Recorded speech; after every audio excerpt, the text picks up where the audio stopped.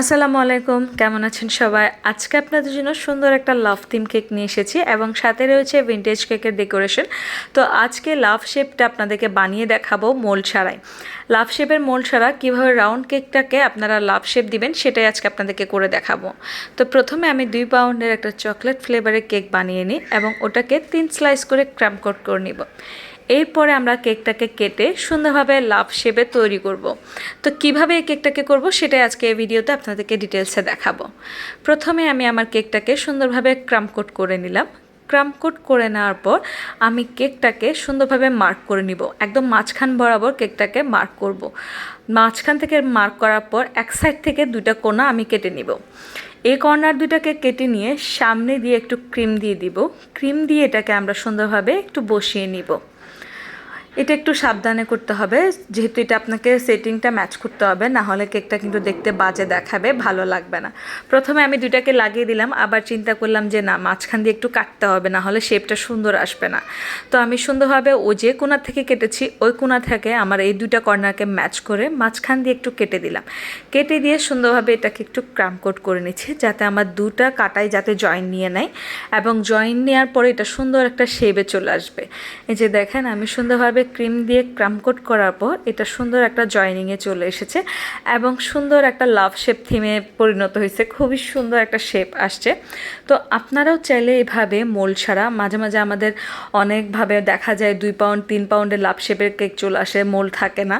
তো সেই ক্ষেত্রে দিয়ে আপনারা এইভাবে রাউন্ড শেপ করে বানিয়ে এটাকে কেটে সুন্দরভাবে শেপে দিতে পারবেন। এই যে দেখেন, এটা যে আমি কাটে বসিয়েছি, এটা কি বোঝা যাচ্ছে? একদমই বোঝা যাচ্ছে না। তো আপনারা চাইলে এভাবে করে কেটে আপনার লাভ শেপ থিম কেকটাকে রেডি করে ফেলতে পারবেন। এরপর আমি এটাকে ফিনিশিং টাচ আপ দিচ্ছি। আমি এই জায়গাটাতে স্পিডটা একটু কম রেখেছি, যাতে আসলে কাটাটা আপনারা বুঝতে পারেন এবং খুব ইজিলি লাভের কেকগুলো যাতে বানিয়ে ফেলতে পারেন। তো আমি মোটামুটি আমার কেকটাকে সুন্দরভাবে ফিনিশিং টাচ আপ দিচ্ছি। আসলে একটু বড় ছিল লাভ শেপটা, তো ওই জন্য একটু ফিনিশিংটা দিতে একটু ঝামেলা হচ্ছিল। তো আমার এই কেকটা সুন্দরভাবে আমি ফিনিশিং করেছি। তার মধ্যে বলিনি আমি চট্টগ্রাম থেকে কাজ করতেছি। আপনারা আপনাদের পছন্দ মতো কাস্টমাইজ কেক অর্ডার করতে পারবেন আমাদের পেজে। আমরা চেষ্টা করব আপনাদের ডিজাইনের মতো করে সুন্দরভাবে কেকটা রেডি করে দেওয়ার জন্য। তো এই যে আমার কেকের ফিনিশিংটা হয়ে গেছে এবং আমি মাঝখানে একটা প্যালেট নাইফ দিয়ে সুন্দরভাবে একটা ডেকোরেশন করে নিলাম। আমার ভালো লাগছিল এই ডেকোরেশনটা, ওই জন্য করে দিলাম। এরপর হচ্ছে গিয়ে আমাদের ভিনটেজ কেকের ডেকোরেশনের পালা। ভিনটেজ কেকটা একটু হেভি কাজ থাকে এই আর কি। তো আমি একটু টুথপিক দিয়ে মার্ক করে নিচ্ছি আমার নিচের ডেকোরেশনটা আমি কিভাবে করব। একটা লিফ নজল দিয়ে আমি প্রথমে আমার সাইডের ডিজাইনটা করে নিচ্ছি।